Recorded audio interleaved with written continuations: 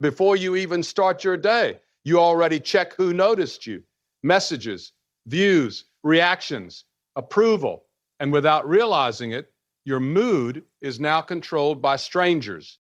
The scariest part, you don't notice when your life slowly becomes performance.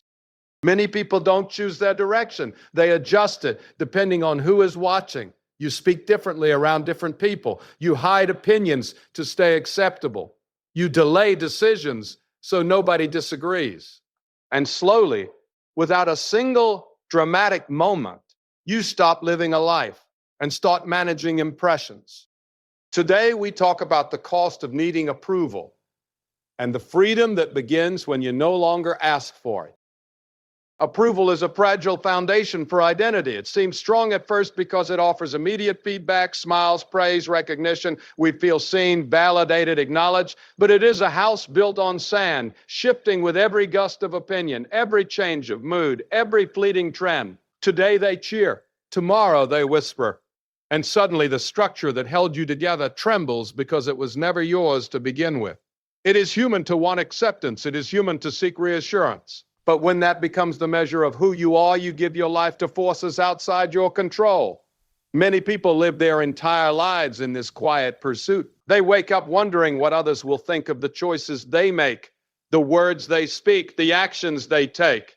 They rehearse their lives as if every scene needs a crowd to approve. And slowly, subtly, the soul bends to fit what is expected rather than what is true. It is a polite slavery, often invisible even to the one who serves it. You can gain everything they admire and still feel empty because admiration is never a substitute for authenticity. The danger of building identity on approval is that it is conditional. A compliment today can feel like a fortress, but a criticism tomorrow can feel like a prison. The approval you chase is never neutral. It comes with rules, invisible boundaries, and silent contracts. To maintain it, you adjust. You shrink when your true self is too bold. You pause when your voice is too honest. You compromise when your vision is too far-reaching, and before long, you no longer recognize who you are beneath the expectations you were trying to meet. Think of the countless moments when a person has silenced themselves to avoid judgment, an idea withheld, a dream unspoken, a decision postponed because it might be questioned or misunderstood. These small concessions seem harmless in isolation, almost polite, even strategic. But over years, these tiny adjustments accumulate. They shape behavior, they shape belief, and eventually they shape identity. You become someone molded not by purpose or potential, but by applause and approval. And the irony is that the applause rarely satisfies because the core of your being has been ignored. Approval is also fleeting. What earns admiration in one place may provoke indifference or disapproval in another. People change, cultures shift, trends evolve. If you rely on external affirmation to define your worth, your value will fluctuate constantly. Every praise raises the stakes. Every criticism threatens collapse, and you live as though life itself is a pendulum swinging with the opinions of others. Stability and confidence become impossible because the ground under you is never steady. The tragedy is that this pursuit often masquerades as prudence or humility. A person may say they are simply trying to fit in, to maintain relationships, to avoid conflict. But beneath that reasoning is a deeper fear, the fear of rejection, the fear of being misunderstood, the fear of being misunderstood, the fear of standing alone. And while caution can protect, when it is driven by the need for approval, it becomes a chain, invisible yet binding, holding you back from the very life you were capable of living. The alternative, the path often avoided because it is harder, is to build identity from within, to know who you are independent of reaction, applause, or criticism, to measure your worth not by the smiles of others, but by the alignment of your actions with your principles, your commitments, and your potential. This is the work of private courage, making choices you believe in, speaking truths you know to be right, acting with integrity even when no one is watching. The rewards are quiet but profound because they are enduring. This does not mean ignoring feedback entirely. Feedback can guide, inspire, refine, but there is a vast difference between listening for wisdom and listening for validation. One strengthens, the other controls. One strengthens, the other controls. When you chase approval, you hand over the steering wheel. When you act from purpose, you take the wheel in your hands, knowing that the journey will sometimes be lonely, but that it is yours to navigate Human history is filled with examples of people who refused to build themselves on approval. They endured criticism, ridicule, misunderstanding. They risked relationships and comfort. Yet their lives became more expansive because they answered to a higher measure, the call of their own potential, the voice of their own conscience, the pursuit of excellence that no applause could ever fully capture. The quiet victories of such lives are often unseen until long after the moment, but they are unshakable because they are rooted in authenticity. The lesson is clear. Approval is tempting because it feels immediate, safe, and reassuring, but it is not a reliable foundation. It cannot carry the weight of dreams, the risk of growth, or the demands of character. Only the choices you make for yourself, the discipline you exercise privately, the courage to honor your own potential can build something lasting. And though the world may sometimes misunderstand, criticize, or even reject you along the way, you remain intact because your identity has been forged from within, not borrowed from outside. Most people think living by others' opinions is harmless. They imagine it is polite, practical, even wise. They adjust themselves slightly to fit expectations here, compromise a little to avoid criticism there, and at first it seems innocent, a matter of etiquette, of diplomacy, of keeping peace. But the danger is subtle, almost invisible.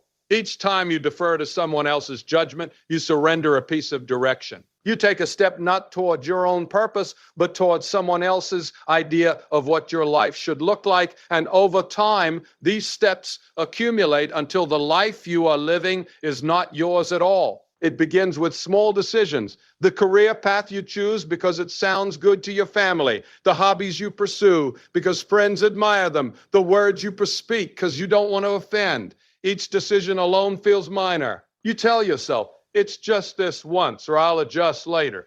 But later rarely comes. The pattern becomes habitual. You have taught your mind to defer. You have trained your heart to wait for permission. And the life you are meant to navigate with conviction drifts quietly into the hands of external opinion. Living this way also creates a strange form of exhaustion. You are constantly monitoring, gauging, calculating what others might think before you act. Every choice is measured against approval. Every conversation filtered through anticipated reaction. And while it seems safe, it is draining. You expend energy keeping yourself aligned with expectations, energy that could otherwise fuel creativity, courage, and growth. You become a performer, not a pioneer, a follower rather than a builder. You live in a constant echo of judgment that never truly belongs to you. The problem is compounded by the illusion of safety. Many believe that living by others' opinions protects them from failure, rejection, or conflict. If I follow advice, avoid criticism, and meet expectations, I'll be secure. They think.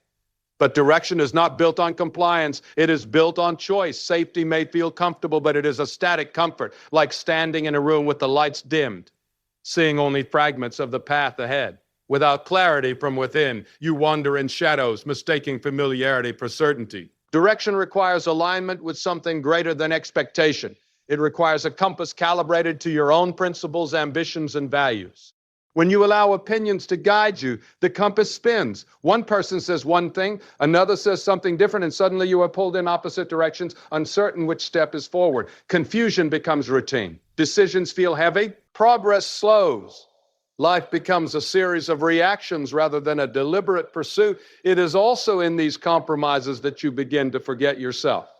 Not all at once, not in a dramatic moment, but slowly, incrementally. The voice of others grows louder than your own. The standards they impose become internalized. You begin to measure success by what is acceptable, popular, or expected, rather than by what is true to your purpose. And when the world eventually rewards someone else for following their own path, you feel envy, frustration, and the quiet regret of roads not taken. The people who leave a mark, who live fully, are rarely those who sought approval or measured their every move by the opinions of others. They are those who chose direction over comfort, conviction over consensus, and purpose over popularity. They risked disapproval because they were guided by something stronger than applause. They learned that when you answer to your own sense of direction, every step carries meaning, even if others do not understand it immediately. Direction, once lost to external influence, can be reclaimed, but it requires courage. It requires pausing long enough to hear your own voice, distinguishing it from the chorus of expectation. It requires saying no to patterns that no longer serve you. even if they were praised by others. It requires realignment, a willingness to stand in your own path, sometimes alone, trusting that clarity is found within, not without. This process is not easy because the comfort of external approval is seductive, but the freedom of internal direction is transformative. Your life is not a mirror to reflect what others admire. It is a canvas to shape what you value. Every decision that honors your direction adds brushstrokes. Every step towards your own vision fills in color. When you drift with opinions, the canvas becomes a collage of other people's ideas. No coherence, no original design. But when you lead with your own compass, the result is a life of coherence, purpose, and impact. A life others may admire not because it conforms, but because it inspires. In the end, the loss of direction is not dramatic. It is quiet, almost invisible. It is measured in choices postponed, risks avoided, and dreams modified to fit expectation. The reclaiming of direction is equally quiet at first, beginning with small, deliberate actions aligned with your values. Each choice taken in service of your own compass restores a piece of authority over your life, and over time, those restored pieces form a map that only you could have drawn. Potential is a quiet thing. It is not flashy. It does not clamor for attention. It grows in the hidden corners of effort, in moments when no one is watching, in hours that feel unnoticed. People often look for affirmation to tell them they are on the right path, for applause to validate their steps, for recognition to measure progress. But progress rarely occurs in the spotlight. It happens in private, where discipline meets consistency, where curiosity meets practice, and where courage is exercised without fanfare. Every skill you develop, every habit you strengthen, every insight you gain begins in silence. No one will cheer when you wake early to study while the world sleeps. No one will clap when you choose to practice a craft for the 100th time without immediate reward. No one will stand and applaud when you resist distractions or overcome laziness.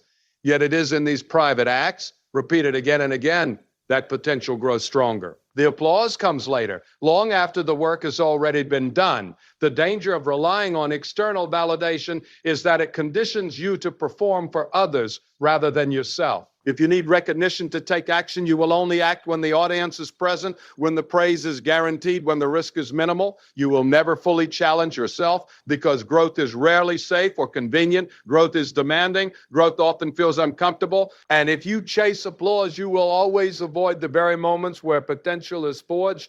True potential requires patience. It is not measured by a single success or by a moment of praise. It is measured by the accumulation of small, disciplined efforts that are often invisible. The late nights, the extra hours, the repetitive practice, the deliberate choices, these are the unseen bricks that build a life capable of achievement, and they are invisible because they are private. They do not require approval. They only require commitment. Many people misunderstand this principle because society teaches us to value visible success. Awards, titles, followers, likes, applause, these are easy to measure, and so we are conditioned to chase them. But these are often the results of the hard work done in private, not the work itself. The public success is the echo, not the foundation. If you spend your energy pursuing the echo instead of laying the foundation, you will always be chasing a hollow sound. Consider how natural it is to feel discouraged when recognition is delayed. It is human to seek applause, to hope someone notices your effort, to expect reward for work done.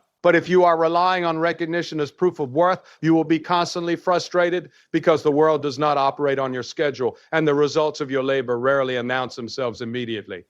Your potential does not need applause. It only needs attention, discipline, and repetition. The private work is often lonely. You sit alone with your craft, your thoughts, your goals. You practice when it is inconvenient. You persist when no one is watching. You refine, revise, and recommit to small tasks that seem meaningless in isolation. And yet these small tasks are the seeds of greatness. Each quiet moment adds strength, skill, and confidence that cannot be granted by others. Potential grows in these spaces because there is nothing to distract it, nothing to dilute it, nothing to limit it. There is also freedom and privacy. When you are not performing for approval, you can take risks, you can make mistakes, you can stretch beyond what seems acceptable or normal. You can explore your limits without fear of judgment. In public, every step is scrutinized. In private, every step is preparation and every mistake is an investment in growth.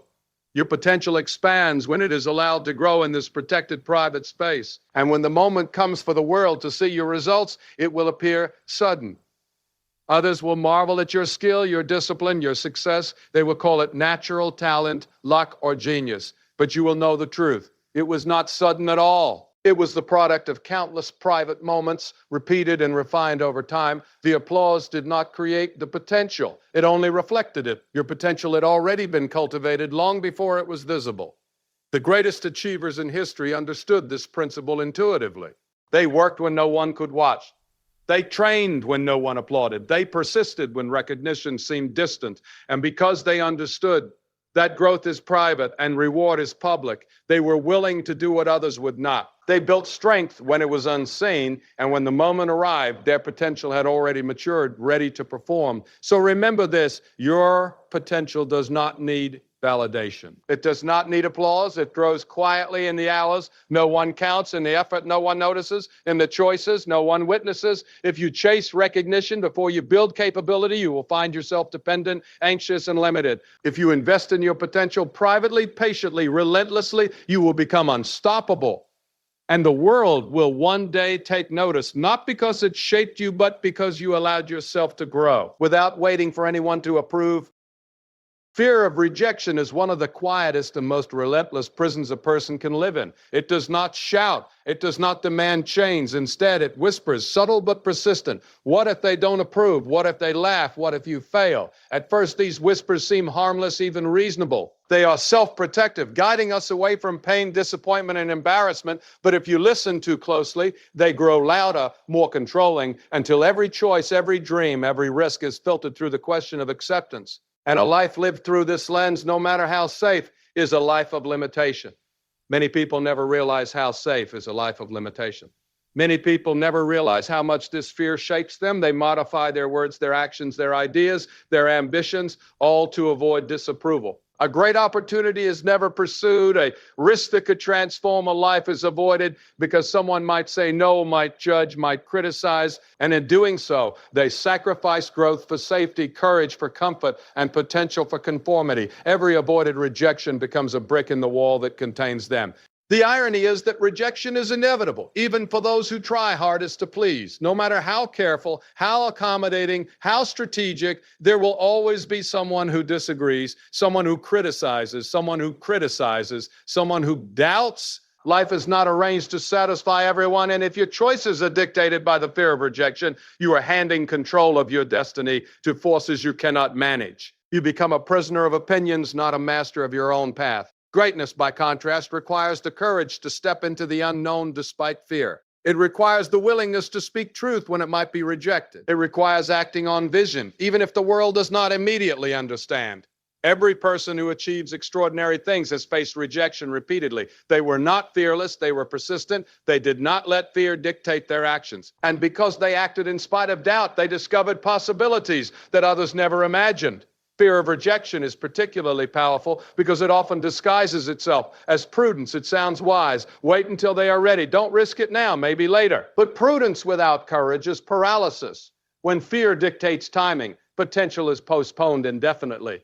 Life is not paused until conditions are perfect. It moves relentlessly, indifferent to hesitation, and the longer you wait to act, the more opportunity slips away. Rejection may sting, but the cost of inaction is far greater. The life unlived, the talent unused, the dreams unrealized. Many people seek validation as a shield against rejection. They only act when praise is likely, only speak when approval is probable, only try when success seems guaranteed. But the moment you attach your action to approval, you exchange freedom for safety. You are no longer serving purpose, you are serving perception. You are trading the chance to grow into the person you could be for the comfort of temporary acceptance. And the strange thing is that approval, even when it comes, rarely feels enough because the soul knows it is compromised. Freedom comes when you acknowledge fear, but refuse to surrender to it. You do not have to be without doubt. You do not have to be unafraid. Courage is not the absence of fear. It is the decision to move forward despite it. Each time you act in spite of rejection, you expand the boundaries of what is possible. You teach yourself that life can survive dissent, that ideas can withstand criticism, and that vision is stronger than judgment. Every step taken in defiance of fear weakens the walls of your prison. Rejection also carries a hidden lesson. Those who are willing to face it often gain insight that applause cannot provide. Criticism exposes weakness, highlights blind spots, and reveals opportunities for improvement. Each rejection can be a teacher if you are willing to listen. But to learn, you must first be willing to risk. The moment you stop risking, you stop growing. The prison becomes permanent. Greatness requires repeated exposure to this truth. It demands that you risk being misunderstood, underestimated, and refused again and again. It requires endurance, patience, and a long-term vision that outweighs the discomfort of short-term rejection. It demands a focus on what is meaningful rather than what is acceptable. And in this discipline, fear loses its power. It becomes a companion, not a jailer. A reminder that the stakes are real, but not insurmountable. The world is full of people who let rejection dictate their lives, who live small because they fear judgment, who never step forward because applause was uncertain. Their stories are quiet, full of what-ifs and untried paths. The lives that echo through history, that inspire, that change the world, are those of people who understood that rejection is not the end, but a threshold. Crossing it is how potential becomes achievement and courage becomes legacy. If you wish to achieve, to grow, to live fully, you must see fear of rejection for what it is, a prison of your own making. You cannot avoid it entirely. You cannot silence it completely, but you can refuse to let it control your decisions. Step forward anyway. Speak your truth anyway. Act on your vision anyway.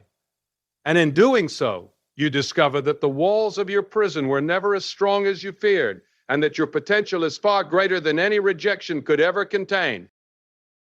Freedom is not something the world gives. It is not granted by applause, popularity, or agreement. True freedom begins the moment you stop measuring your life by the standards of the crowd and start measuring it by the compass of your own purpose. Many people live under the illusion that approval is the path to security, that fitting in is the key to peace, that conforming is the road to happiness. They trade their voice for acceptance, their vision for comfort, and their potential for applause. And in doing so, they discover that the chains of expectation are heavier than any walls could ever be. Answering to your purpose means taking ownership of your life, even when the path is unclear, even when others doubt, even when the world seems indifferent. It requires clarity of self, an understanding of what matters most to you, and a commitment to follow that truth regardless of noise or judgment. The crowd will always have an opinion. The crowd will always offer advice. The crowd will always cheer for one thing today and jeer for it tomorrow. But your purpose is steady, a North Star that does not bend to the winds of opinion. Many people confuse popularity with progress. They believe that pleasing everyone is equivalent to moving forward. They spend their time seeking validation, imitating others, and calibrating their actions to meet expectations. The irony is that no one ever actually gains freedom this way. Popularity is fragile. Approval is conditional. When your choices are guided by what others want, you are tethered, restricted, and ultimately dependent on forces outside yourself.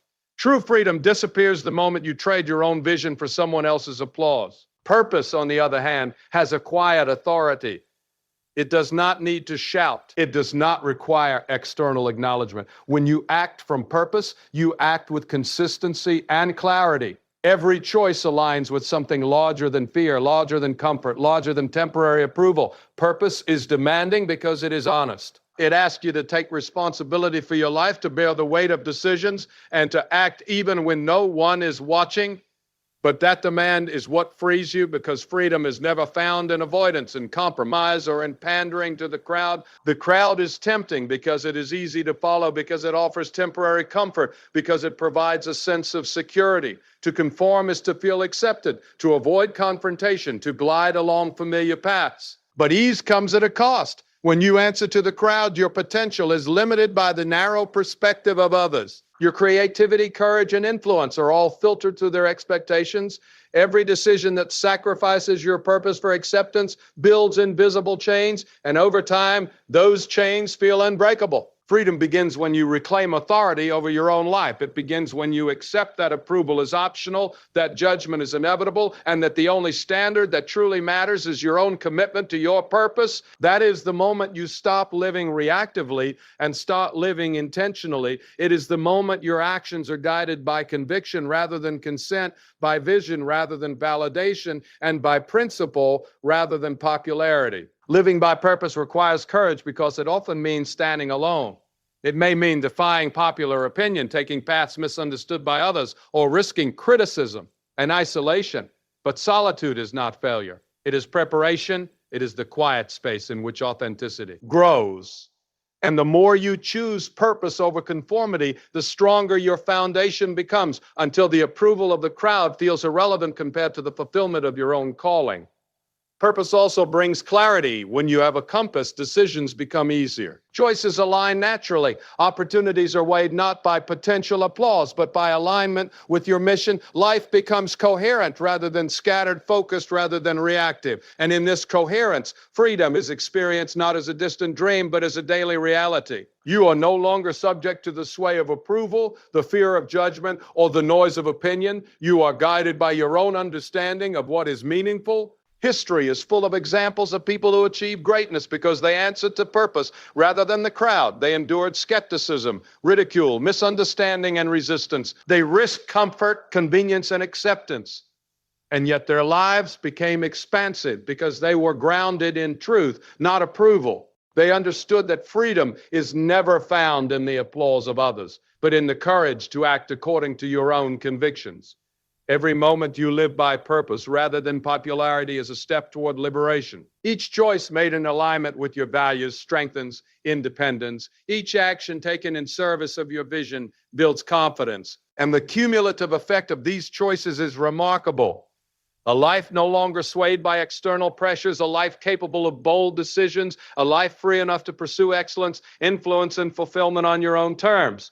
So understand this. Freedom is not a reward given by others. It is the result of answering to something deeper than their expectations. When you stop chasing approval and start chasing in your purpose, you step out of the prison of opinion and into the open field of potential. You discover that you were never truly limited by circumstance, judgment, or the crowd. You were limited only by the willingness to follow your own compass. And the moment you do, the world opens before you, vast, challenging, and infinitely alive.